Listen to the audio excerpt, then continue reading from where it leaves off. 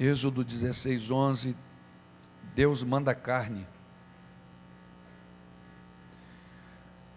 Podemos? E o Senhor falou a Moisés dizendo: tenho ouvido as murmurações dos filhos de Israel. Fala-lhes dizendo: entre as duas tardes comereis carne, e pela manhã vos fartarei de pão, e sabereis que eu sou o Senhor vosso Deus. Aconteceu que à tarde subiam codornizes e cobriam o arraial, e pela manhã jazia o orvalho ao redor do arraial. E alçando-se o orvalho caído, eis que sobre a face do deserto estava uma coisa miúda, redonda, miúda como a geada sobre a terra.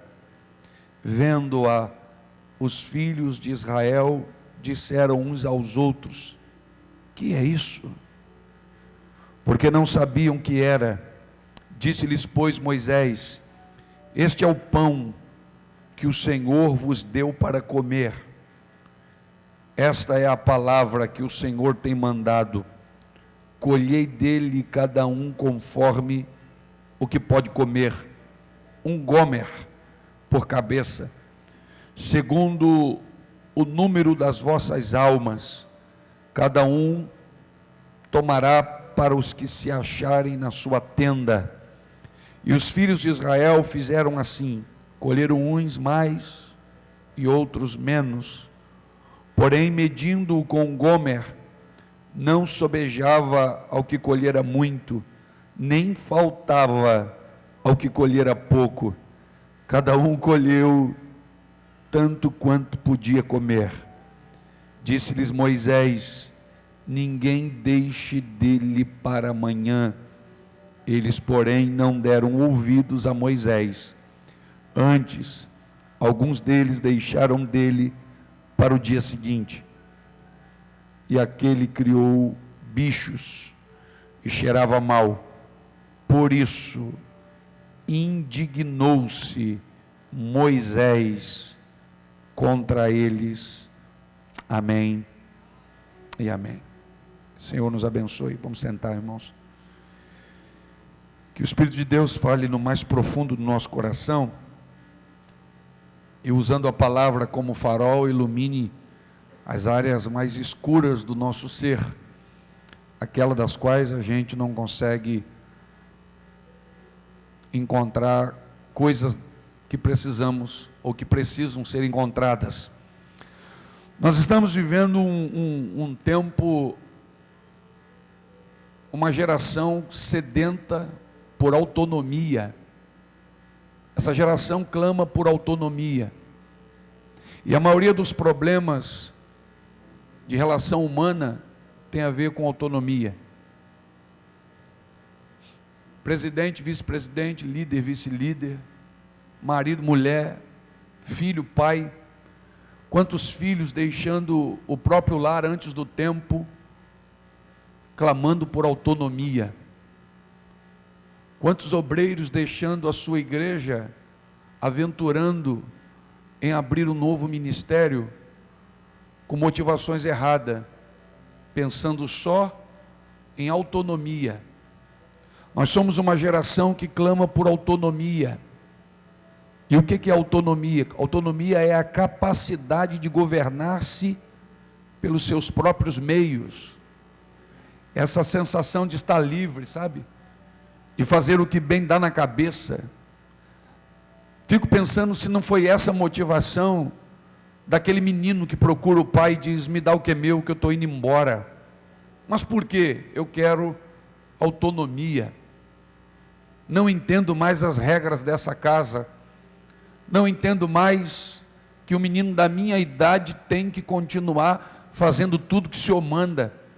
Não entendo mais que preciso percorrer um caminho trilhado pelo Senhor mesmo. Eu quero autonomia, e a gente sabe o fim disso, o que deu. Essa busca desenfreada por autonomia. Será que não foi esse também o motivo pelo qual o Senhor teve que destruir a Torre de Babel? quando eles pensam em construir algo que não apenas torne o seu nome célebre, mas que também lhe dê autonomia, que lhe sirva de referencial. Até uma esfera da vida, a autonomia é legítimo. O pai diz para a menina: você precisa estudar, para você não depender do seu marido. O que ele está dizendo? Você precisa ter a sua autonomia, a sua independência. Certo ponto isso é legítimo. O problema é quando nós trazemos isso inconscientemente para a nossa relação com Deus. O problema é quando trazemos isso inconscientemente na nossa vida espiritual, sem perceber. É como o hino que a gente canta: quero ser como criança. Meu problema é crescer demais, e ao crescer demais, me ver autônomo, dono do meu próprio nariz. Quando Deus tirou o povo da escravidão do Egito, rumo à terra prometida, todos nós sabemos que Ele os guiou pelo deserto, onde eles não podiam plantar nem colher, sendo a atividade da colheita um resultado do plantio. Então, quando Deus tira esse povo do Egito com uma promessa para levar para a terra prometida, Deus os guia pelo deserto, e nesse deserto eles não podem plantar, eles não podem colher, e se eu não planto e automaticamente não colho, logo vem então a escassez, logo vem a dificuldade, e isso leva o povo a murmurar, porque nós temos dificuldade em compreender por que Deus me tira de um lugar para eu passar prova em outro. Então a Bíblia diz que eles começam a murmurar contra o Senhor, e eles começam a murmurar contra Moisés. Afinal de contas, Moisés foi a boca de Deus. Foi Moisés quem disse: faça isso porque Deus vai dar vitória. Foi Moisés quem disse: o Senhor está tirando vocês do Egito. O Senhor tem uma terra boa. O Senhor tem uma terra prometida. Foi Moisés. Então eles reclamam contra Moisés e contra o Deus de Moisés. Aí a pergunta é: por que isso acontece? Porque eles queriam autonomia. Quando a gente planta e a gente colhe, nós somos donos da nossa colheita. Isso me dá autonomia. Eu posso vender o que eu colhi, eu posso administrar o meu próprio dinheiro. Mas esse povo ficou tanto tempo no Egito, que eles até chegarem à terra prometida, eles precisam passar por alguns aprendizados. E Deus vai ensinar a eles o segredo da dependência. Deus vai na contramão do que eles clamam, dessa autonomia, e Deus vai dizer: não, vocês não vão plantar, vocês não vão colher, mas não vão morrer de fome. Vocês não vão plantar, e porque não vão plantar, não vão colher, e porque não vão colher, não terão recursos para comprar nada, mas não vão precisar, porque eu vou suprir vocês de todas as coisas. É um ensinamento que o Senhor traz a um povo que é trabalhador, a um povo que está acostumado, e isso é, volto a dizer, legítimo, trabalhar, suor do rosto, colher o que nasce e administrar. Deus está dizendo: não, embora isso seja legítimo, eu quero ensinar a vocês que é possível sobreviver com a porta fechada, é possível ter abundância com o céu cerrado, é possível ver a minha glória no meio do deserto, é possível sentar numa mesa farta no meio do deserto, é possível mesmo sem plantio e sem colheita, ter comida de manhã, ter pão de manhã e ter carne à noite. É possível mesmo no meio do deserto vocês serem mantidos por mim. Era como se Deus dissesse: quem chamou vocês foi eu, e se eu chamei, eu me responsabilizo. Várias vezes é como se o povo dissesse para Moisés: quem tirou a gente de lá foi você, então agora dá um jeito, porque a gente tem sede. E Deus levantava do trono e disse: não foi Moisés. Moisés não pode tirar água da rocha, eu posso tirar água da rocha. Moisés não pode dar pão para vocês, eu posso dar pão para vocês. Quem tirou vocês foi eu, a responsabilidade não é de Moisés. Moisés só fez o que eu mandei. Moisés só fez o que eu direcionei. A responsabilidade é minha. Então eu sustento vocês. Eu sou o provedor de vocês. Por um outro lado, irmãos, eles murmuram porque querem autonomia, mas por um outro lado, Deus desejava ensinar-lhes que era possível viver, aliás, sobreviver, dependendo exclusivamente dele. Você já viu aquela pessoa que nunca foi ensinada a depender de ninguém? É o menininho que sempre teve tudo que precisou, e até o que não precisou.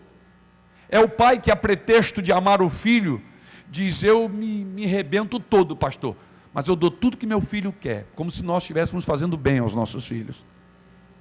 Pastor, eu lembro do que eu vivi, e agora eu não vou deixar meu filho passar nada daquilo. Eu vou cercar ele de cuidado. Tudo que ele quiser eu dou na mão. Parece que é assim. E aí essa pessoa, sabe o que acontece, amado? Ela vai crescendo achando que a vida é assim, achando que a vida vai sempre dar para a gente aquilo que a gente quer, aquilo que a gente precisa. Ela nunca vai entender que a vida é um campo de batalha, ela nunca vai entender que a vida é uma guerra, ela nunca vai entender que é preciso semear em lágrima, porque quem semeia com lágrima, volta sorrindo, trazendo os seus molhos, mas tem que semear muitas vezes, chorando. É um povo mimado, é um povo que precisa aprender. Aí essa pessoa se torna um adulto, com coração bom, ajuda todo mundo, abençoa todo mundo. Eu conheço pessoas assim, mas ela morre precisando e não pede nada a ninguém. Ela tem uma dificuldade. Quem sabe pessoas estão aqui me ouvindo, se identificando com isso. Pastor, eu sou assim, para ser sincero, honesto, eu sou assim. Precisou de mim, eu estou lá para ajudar, mas eu tenho dificuldade em pedir ajuda. Aí Deus treina esse povo. Deus diz: vocês agora vão aprender o outro lado da história. Vocês aprenderam a receber, mas agora vocês precisam aprender a depender. Só tem um jeito da gente aprender a depender, é Deus fechando a torneira. Só tem um jeito da gente viver um milagre, é Deus interferindo no mundo natural. Não vai haver mais chuva. No deserto ninguém planta, no deserto ninguém colhe, no deserto ninguém compra sapato, no deserto ninguém compra roupa. Quem aqui já viveu um deserto, hein? Tem que mexer no carrinho de compra, já não dá para ser daquele mesmo jeito. Tem que mexer na lista de compra. Vamos deixar isso aqui para o final. Quem aqui já não fez compra com a calculadora? Porque não pode passar daquele valor que você tem no bolso. Esse é o deserto. Então no deserto ninguém compra sapato, no deserto ninguém compra camisa, no deserto ninguém compra calça, no deserto ninguém faz nada disso. Mas no deserto não faltou sapato, não faltou camisa, não faltou calça, não faltou comida, não faltou codorna de manhã, não faltou, aleluia, não faltou maná de manhã e não faltou codorna à tarde. Sabe por quê? O povo estava aprendendo uma lição: depender de Deus. Tem gente que diz que vive pela fé. Como pela fé, amado? A gente só pode dizer que vive pela fé quando o céu se fecha e a rocha se abre. É quando o céu fecha e não tem mais chuva, mas quando a rocha abre e gera água. A gente só pode dizer que viveu pela fé ou que vive pela fé quando a gente aprende a não poder entrar no mercado, mas o maná caindo no quintal da gente, o maná caindo na sua mesa, caindo no seu armário, caindo na sua... Sabe o que é isso? É Deus nos ensinando, não é Deus se vingando de alguma coisa que a gente tenha feito, não, é Deus nos treinando, é Deus nos dando testemunhos, sabe? Era como se o Senhor dissesse: eu vou fazer pão cair do céu e vocês vão comer. Ninguém aqui vai plantar, vocês vão viver um período sem plantar, sem arar a terra, mas ninguém aqui vai viver período sem comer pão. Mesmo não plantando, eu vou fazer cair pão do céu. Eu tenho visto isso na vida de tanta gente aqui na nossa igreja, que viveu um tempo de desemprego, mas o maná caiu do céu, o pão chegou na mesa, Deus não deixou faltar. Eu queria que você aplaudisse por gratidão ao Senhor, porque Ele é o teu provedor, é Ele que te sustenta, é Ele que provê. O Senhor é o teu provedor, Ele é o teu provedor. Então foi exatamente isso que o Senhor fez. Diz Moisés aí para esse povo que esse povo vai comer pão, porque eu vou mandar pão do céu. Aí a Bíblia diz que a glória de Deus se manifestou. E quando o povo viu, tinha maná. Eles não sabiam que era maná. Porque em Deuteronômio o Senhor diz que nem eles sabiam, nem os pais deles conheciam o que era aquilo. Se eles não sabiam, e nem os pais, e talvez não o sabiam porque os pais não sabiam, porque certamente os pais contariam para os filhos, dizendo, olha, de vez em quando Deus manda maná do céu. Não, ninguém sabia. Foi um milagre inédito. Eu às vezes fico assustado quando eu vejo gente na igreja com 10 anos, com 15 anos, com 20 anos, ou com menos, achar que já viu tudo de Deus e que Deus já fez tudo. Irmãos, tem tesouros escondidos no Senhor, tem coisas tremendas que a gente nunca viu, que a gente nunca ouviu, e quer saber? Eu creio pelo Espírito Santo que estão reservadas para esse tempo. Eu creio que alguns manás diferentes vão estar diante dos nossos olhos. Nós veremos isso. Há um Deus no céu que é rico e poderoso. Ele é poderoso.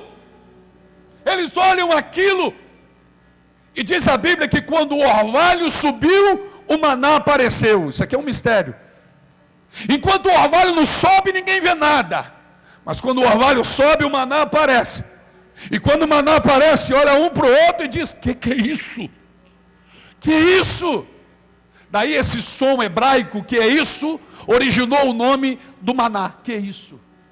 O que é isso? O que é isso? A Bíblia fala que era uma sementinha miúda como orvalho, mas que enchia a terra. É pequeno, mas enche a terra. É pouquinho, mas vai encher muitos vasos. O namanto de Comenei e Assai. A nuvem é pequena, mas vai trazer uma grande chuva. Era pequenininha, até confundia com orvalho. O desligado dizia, é orvalho. Espera subir o orvalho e você vai ver o que não é orvalho. A hora que Deus tirar o que é do que não é, vai aparecer o que é. E o que é o que Deus preparou para a minha vida e para a tua vida. O vizinho diz, é orvalho. Deus diz, espera que não é. Tem um pouco de orvalho, mas não é tudo orvalho. Coloquei no meio do orvalho a provisão que você precisa. Você não está vendo agora. Por parecer muito, parece até que é orvalho, mas aguarda um pouquinho. O sol vai esquentar, o orvalho vai subir e o milagre vai se manifestar diante dos teus olhos. Oh, glória a Deus! Às vezes a gente fica inquieto, porque enquanto o orvalho não sobe, parece que é tudo orvalho. A gente fica inquieto porque a gente não entende que Deus colocou algo sobrenatural em algo natural. E a gente não entende. E Deus está dizendo, espera. Que é isso? Maná. Isso é maná. E aí existem 3 observações que eu queria fazer acerca do maná, antes de entrar na mensagem propriamente dita. Primeiro, o maná só aparecia quando o orvalho subia. O orvalho precisa subir para aparecer. É exatamente por isso que às vezes a gente não entende. Pastor, Deus me tirou do Egito, eu estou aqui nesse deserto, não consigo plantar, não consigo colher, eu olho e não vejo nada. Irmãos, calma. Deixa o orvalho subir, há um tempo determinado para todas as coisas. A hora que o orvalho subir, o maná aparece. Pastor, mas por que então que Deus pôs o orvalho em cima do maná? O orvalho em cima do maná é para proteger a bênção, porque se o sol esquenta o maná apodrece. Então você tem que estar no time de Deus. Você não pode perder tempo, não pode murmurar porque não viu ainda, mas a hora que o orvalho subir, agarra a bênção porque ela é tua. A hora que o orvalho subir, recolhe o maná porque é teu. Deus te deu, Deus colocou na tua mesa. Isso é profético para esta noite. Parece, mas não é. Não tem joio e trigo, é maná e orvalho. Eles parecem, amado. E é nessa hora que o diabo sussurra no ouvido de crente, dizendo, cadê Deus? Amanheceu o dia, o choro não dura uma noite, ao amanhecer só tem orvalho. Aí o Espírito de Deus vem aqui essa noite e diz: não dê ouvido a Satanás, espera o orvalho subir, porque o maná já existe. O maná, não é que Deus vai mandar o maná já está lá, só precisa ser desvendado, descoberto, revelado, se manifestar aos teus olhos. Fé é uma coisa intransferível, embora eu sei que quando a gente prega a palavra, gera fé. Mas eu não sei aqui quantos acreditam nisso. Essa palavra é profética. Se você não acredita, eu acredito. O maná já existe. O que eu e você precisamos já está aqui, já está diante de nós. É só esperar o tempo do orvalho subir, e o que Deus preparou vai estar visível aos nossos olhos. Não é porque você não está vendo que não está acontecendo, não é porque você não vê que não existe, não é porque você não está enxergando que ele não está lá. Eu vim aqui desmentir o diabo esta noite e dizer que o maná já está diante de você, a provisão já está diante de você. Você não é uma promessa, você é uma realidade. Promessa é o que está sobre ti.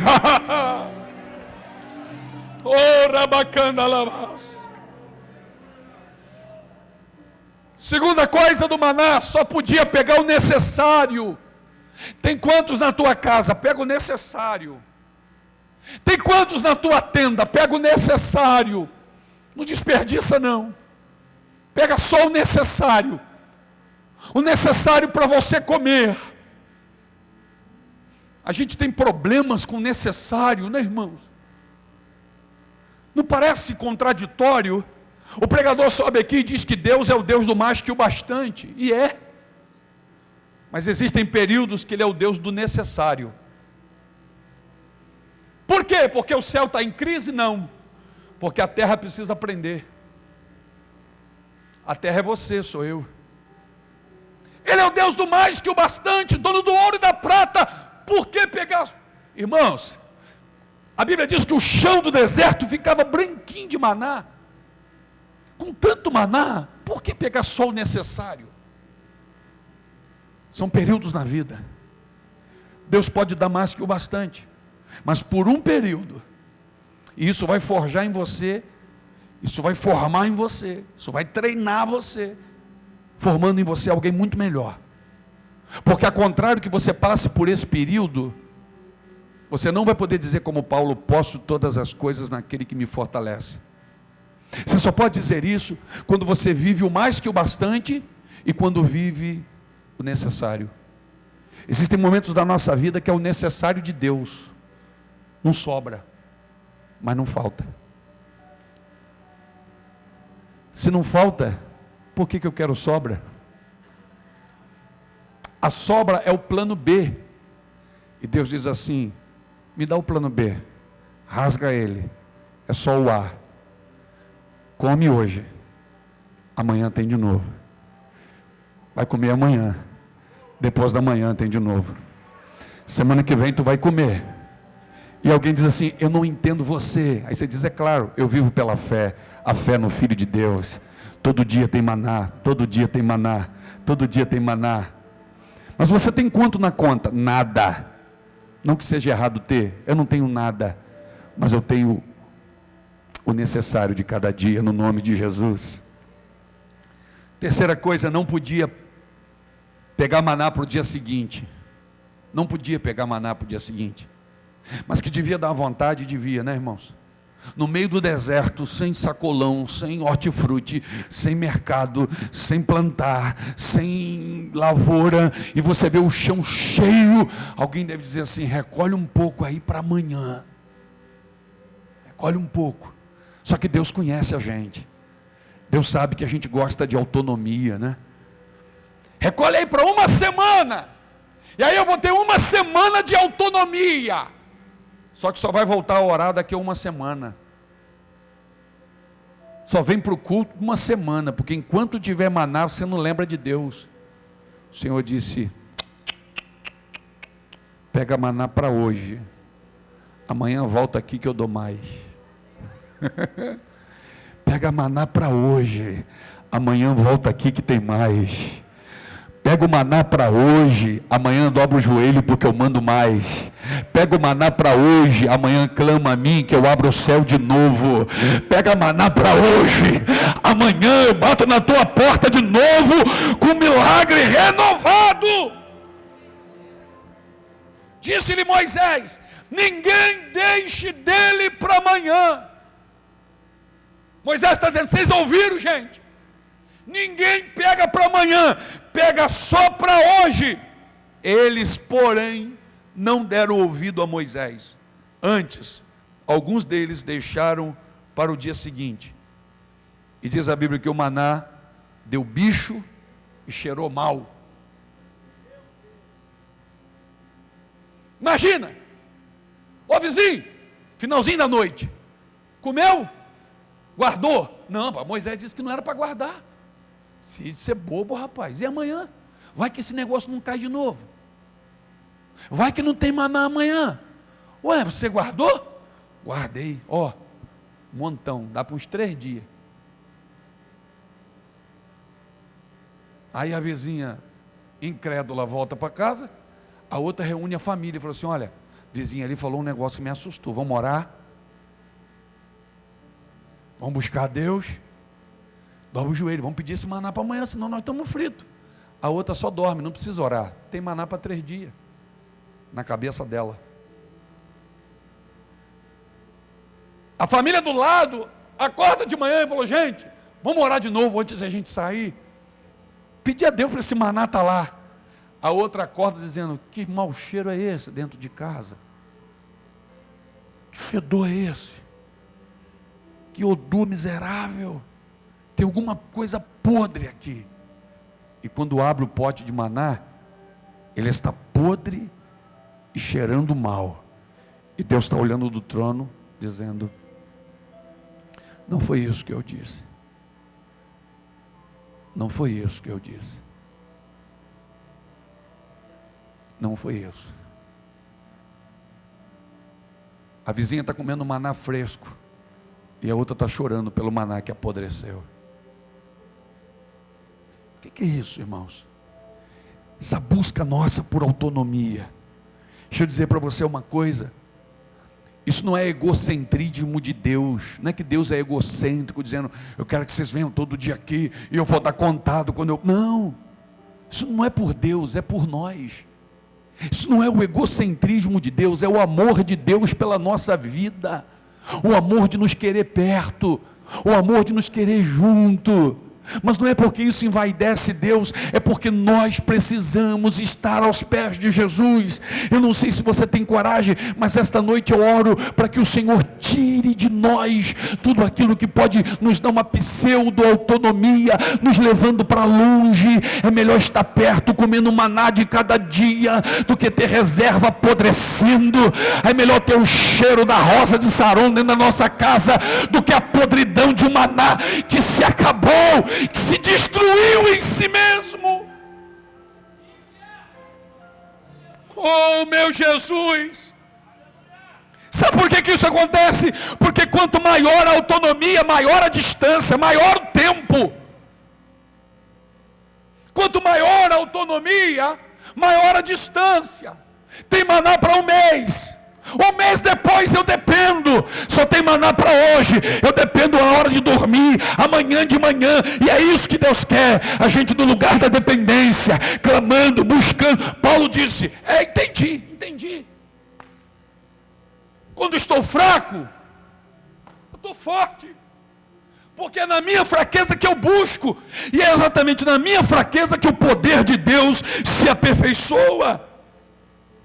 Quanto maior a autonomia, maior a distância, maior o tempo. Eu tinha um cunhado que ele gostava de fazer compra, os mantimentos da casa no atacadista. Então toda casa que ele construía uma despensa grande. Enquanto as pessoas compravam em mercadinho, ele ia no Ceasa. E ele comprava fardos. Então era comum, eu criança, ir na casa da minha irmã, quando entrava na despensa, uma escassez tremenda, a gente vivendo uma luta tremenda. Lá tinha fardo de açúcar, fardo de arroz, fardo de feijão, era um estoque. E aquilo dava a ele o quê? Autonomia. Ele só ia precisar voltar alguma coisa para comprar 2 meses, 3 meses depois, caixa de óleo. Isso dava autonomia. Mas quando a gente está no deserto, e a mãe diz assim: toma esse dinheiro aqui, cuidado para não perder, garoto. Eu ouvi isso tantas vezes. Não perde porque só tem esse. Você vai lá em fulano de tal e compra uma cabeça de alho. Aí você vai lá comprar a cabeça de alho. Quanto que dura aquela cabeça de alho? De repente no dia seguinte a mãe tem que dizer isso de novo. Então quanto menor a autonomia, menor o tempo que a gente vai lá na fonte. Quem está entendendo? Quanto menor a autonomia, menor a distância entre a fonte da provisão, mas aumenta a autonomia e a gente descansa. Lembra do homem que disse: olha, o meu celeiro está cheio, vou construir outro e vou viver tranquilamente. Ô louco, ô louco, o que você tem preparado hoje? Vão pedir a tua alma, cara. Então a gente precisa entender isso. Alguns anos atrás nós compramos uma caixa de som para a igreja, uma caixinha com rodinha. Os irmãos que iam nos batismos, nos retiros, viam isso. Aquela caixinha tinha uma bateria. E por que eu comprei ela? Porque no retiro a gente precisava de som no campo de futebol. Campo do futebol não tem fonte de energia. Campo de futebol não tem tomada. Às vezes levava para a beira da piscina para fazer uma brincadeira, lá não tem tomada. Então eu precisava de uma caixa que tivesse uma bateria e que essa bateria me desse autonomia. E ela tinha 2 horas de autonomia. Então, vamos fazer lá no campo, vamos fazer bem longe daqui, olha a distância. Não tem problema. Eu posso ir o quanto longe eu quiser. Ela tem autonomia. Ela não precisa de fonte nenhuma. Ela não precisa de nada, ela não precisa de fio, ela não precisa de tomada, ela existe por si mesma. O que é autonomia? A capacidade de governar-se pelos próprios meios. Ela funciona por ela mesma. E a gente ia todo bobo. Tinha vezes que colocava no ombro e saía falando. Ela vinha com 2 microfones, sem fio ainda por cima, não precisava de fio para nada. Olha que beleza, a gente adora isso, né? Saia falando dentro do retiro, no batismo, não precisava. É isso que a autonomia faz, nos leva para longe da fonte muitas vezes. É isso que a autonomia faz, nos desconecta daquilo que é vital para a nossa sobrevivência espiritual. Só que chegou um dia, num evento, nós fomos ligar e ela não funcionava. Aí alguém diz assim: pastor, vamos pegar a fonte e plugar na tomada para ver se pelo menos na tomada ela liga. Aí nós fizemos isso. E não é que ligou? A bateria queimou. A bateria acabou. Quem sabe alguém entrou aqui porque a bateria... Quem sabe veio aqui hoje e falou assim: pastor, não estou entendendo por que a bateria foi embora. Porque você estava indo para longe demais. Vai ter que agora funcionar conectado na tomada. O minicando orai súbia, estava te levando de longe da obra, longe da igreja, meu Deus do céu, isso estava te levando para longe, e Deus disse: essa bateria precisa queimar, e aonde você for agora, todo mundo vai ver que não é mais a bateria, não é mais autonomia, você está ligado, vai com fio para onde for. O que eu venho com esse fio? Eu não funciono mais na bateria, eu estou conectado nele, sem ele não funciono. Amandará suyai, arabachuriai, namanto de comanai osu. Não tem problema as pessoas verem o cabo. O cabo revela dependência. Dá um trabalhinho, ramanto de comaiás, mas não vai faltar energia. Sabe por que você não tem luz própria? Você não tem energia própria. O que temos e o que somos é porque estamos conectados nele. A rocha, a pedra de esquina.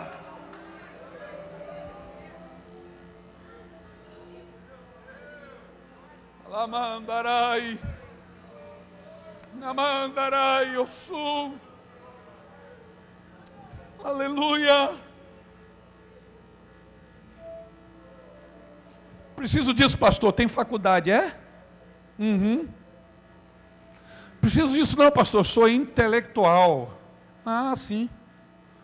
O senhor não conhece minha família? Beleza. Minha família é tradicional em Itaboraí, pastor. O senhor está por fora. Tradicional onde? Entendi. Trata de esticar o seu cabo não, para você ver. Conecta nela não, para ver. Pastor, eu prego há 20 anos. É mesmo, é? Aí passou a ter bateria própria. Essa bateria vai queimar essa noite. E você vai ter que arrumar um fio bem longo. Porque senão vai ficar pertinho.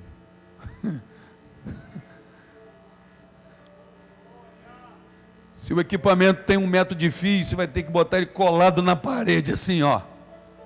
Puxa para cá, não dá, o fio só tem 1 metro.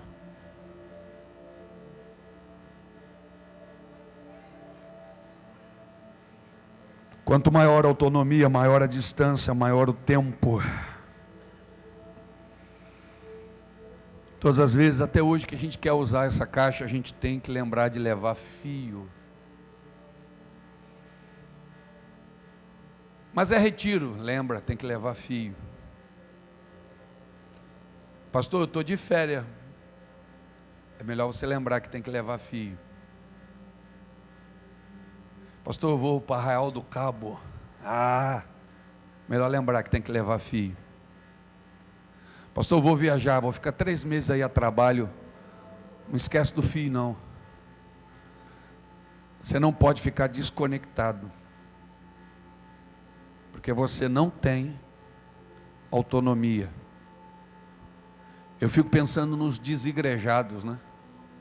Que acham que não precisa mais. Você compra um automóvel e o automóvel tem um tanque de 60 litros. Isso te dá uma autonomia. Só que tem um problema. Tem um automóvel que consome mais que o outro.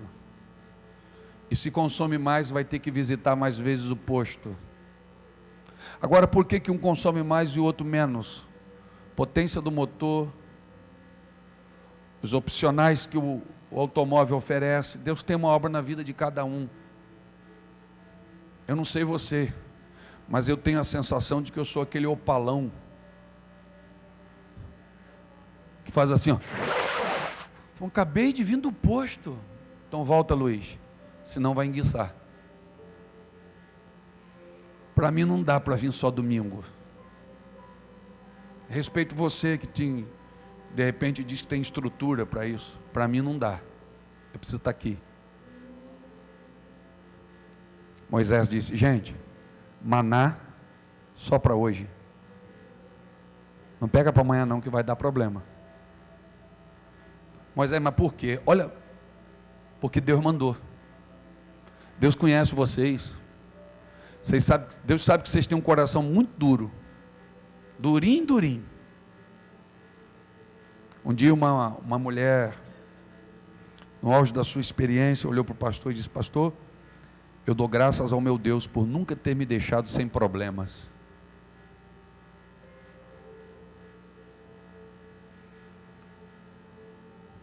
Escute bem, falando de autonomia, você compra um automóvel e quando compra conclui que ele gasta muito, né? Esse carro consome muito. E aí você tem a ideia de instalar um kit GNV, transformar o seu carro para ser movido por gás natural. E aí você vai lá no lugar e o cara diz assim, ó, tem 2 cilindros.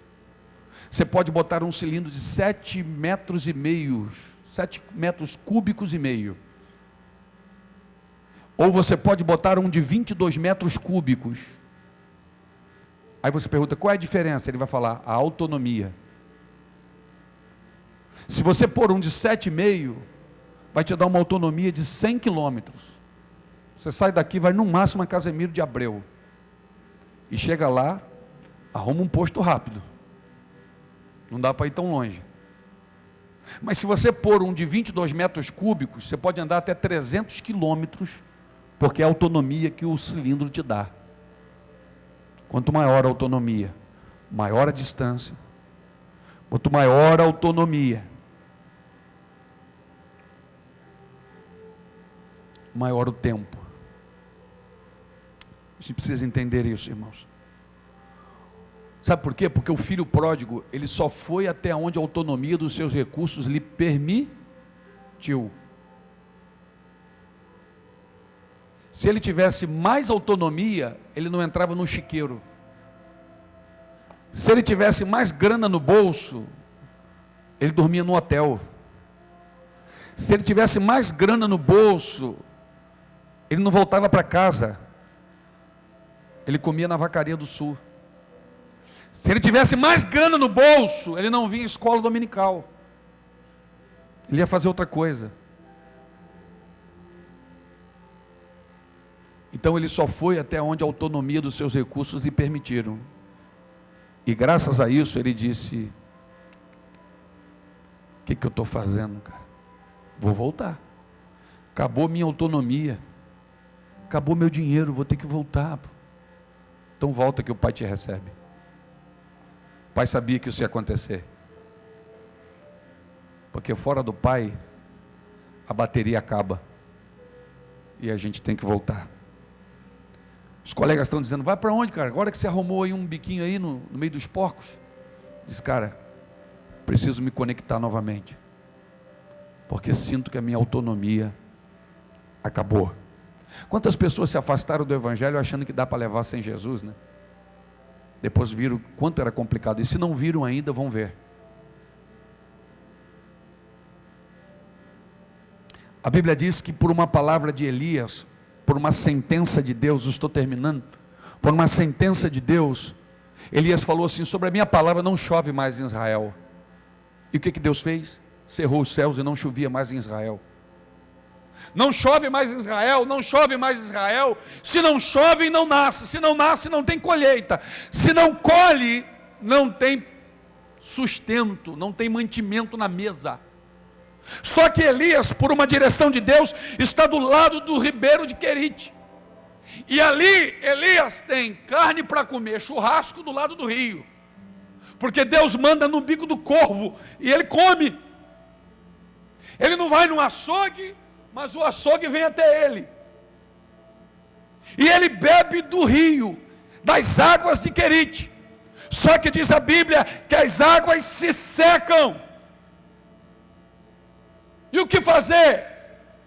O Deus que secou as águas orienta o profeta dizendo: eu sei que secou as águas, mas eu já providenciei uma nova fonte. Onde, Senhor? Vai até a casa da viúva em Sarepta. Espera aí, Senhor, vai aonde? Não é um empresário? Não, é uma viúva. Senhor, mas espera aí, viúva, elas precisam ser sustentadas, providas, assistidas, acolhidas. E Deus disse: só que Sarepta é o teu lugar agora. Eu resolvi fazer lá uma fusão. Você vai abençoar ela, ela vai abençoar você, e a minha bênção vai se manifestar naquele lugar. A palavra Sarepta significa fornalha de fundição. Fundir, refinar. Às vezes é necessário. Às vezes Deus seca o rio para a gente chegar a Sarepta, a fornalha de fundição. E ali as coisas se invertem. O profeta abençoa alguém, alguém abençoa o profeta. Uma pobre viúva dá de comer. Ele bate na porta da viúva, a viúva abre, ele diz: me dá alguma coisa para comer. Ela diz: espera aí, você não é daqui? Você não sabe que não chove na nossa terra? Você não sabe que ninguém tem nada para comer? Eu não tenho nada, eu tenho aqui um pouquinho de farinha, que agora mesmo eu vou amassar, vou fazer um bolo, vou dar para os meus filhos, e nós vamos morrer depois. Vai haver morte nessa casa, porque não tem mais o que comer, só tem isso. Então eu vou preparar alguma coisa aqui, os meus filhos vão comer, e depois a gente vai morrer, porque no armário não tem mais nada, não tem onde comprar, não tem o que comprar. Aí o Elias diz assim: faz o bolo, Só que tem um detalhe. Traz primeiro para mim. Traz o bolo para mim primeiro. E você vai ver que enquanto não houver chuva, a chuva não para hoje. Irmão, você precisa ficar ligado para entender o que Deus está falando. É como se Elias dissesse para ela: olha, faz o bolo e a chuva não vai vir hoje. A seca não termina hoje. Você faz o bolo hoje, mas a chuva não vem hoje. A seca não termina hoje. A crise não acaba hoje. Só tem um problema: enquanto essa crise durar, não vai faltar azeite na botija e nem farinha nessa panela. Faz o bolo para mim. Chuva não cai hoje, mas azeite cai hoje. Chuva não cai hoje, mas farinha aparece hoje. Chuva não cai hoje, mas milagre tem para hoje.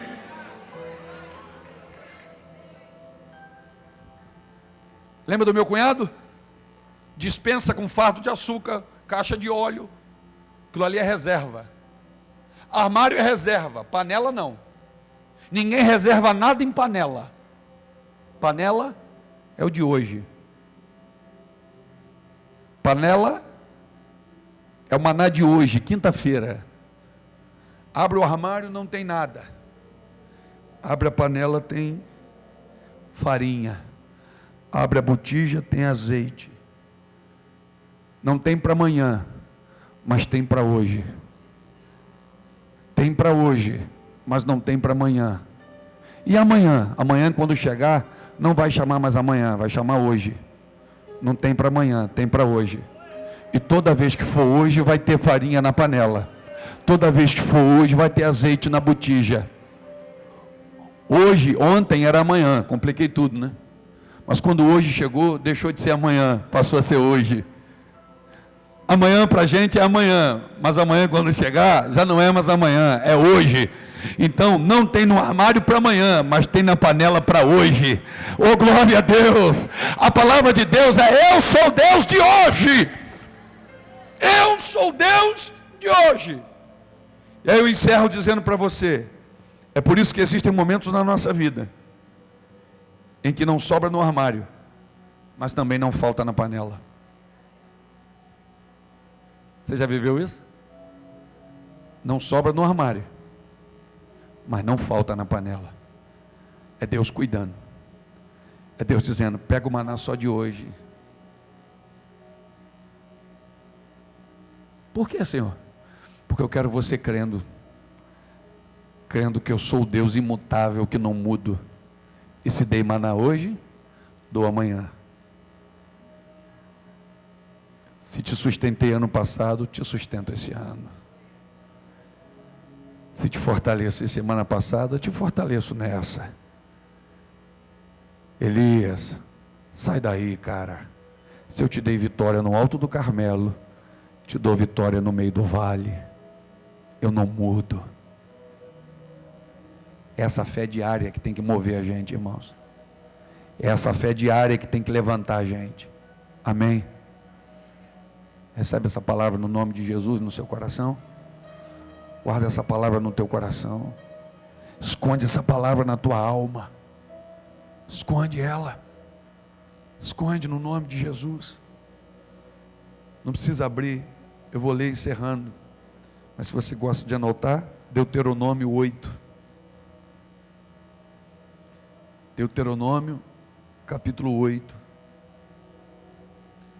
versículo 2, 3 e 4, diz assim: e te lembrarás de todo o caminho pelo qual o Senhor teu Deus te guiou no deserto, estes 40 anos, para te humilhar, para te tentar, para saber o que estava no teu coração, se guardarias os seus mandamentos ou não. E te humilhou, e te deixou ter fome, e te sustentou com o maná, que tu não conheceste, nem teus pais conheceram, para te dar a entender que o homem não viverá só de pão, mas de tudo que sai da boca do Senhor viverá o homem. Nunca se envelheceu a tua veste sobre ti, nem se inchou o teu pé nesses 40 anos. Oh, glória a Deus. Fiquemos de pé, irmãos, adorando e glorificando aquele que vivo está e que reina para sempre e que tem sustentado nossa vida. O Senhor tem te sustentado. O Senhor tem sido seu provedor, irmão. Então descansa o teu coração.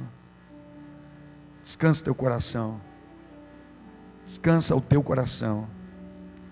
Descansa o teu coração. Esta é a palavra que o Senhor tem mandado. Colhei dele cada um conforme o que pode comer. Não vai sobrar, não vai desperdiçar nada. O número das vossas almas, cada um tomará para os que se acharem na sua tenda. E os filhos de Israel fizeram assim. Colheram uns mais, outros menos. Porém, medindo com Gomer, não sobejava ao que colhera muito, nem faltava ao que colhera pouco.